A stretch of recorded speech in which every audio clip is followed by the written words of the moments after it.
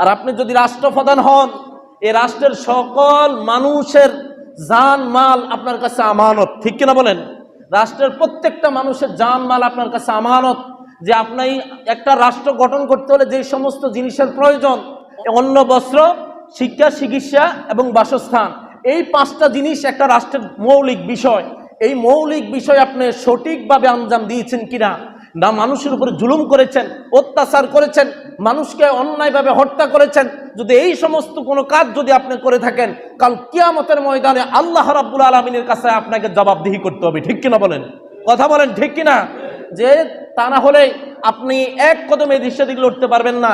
দুনিয়ার মানুষেরা যদিও আপনার বিপক্ষে যাওয়ার কোনো সুযোগ নাই, আপনার বিপক্ষে কথা বলার সুযোগ নাই, আপনি তাদেরকে বিভিন্নভাবে হেনস্থা করতে পারেন, কিন্তু আল্লাহর রব্বুল আলামিন যখন আপনাকে আসামির কাঠগড়ায় দাঁড় করাবে, দুনিয়ার ক্ষমতা, দুনিয়ার বাহাদুরি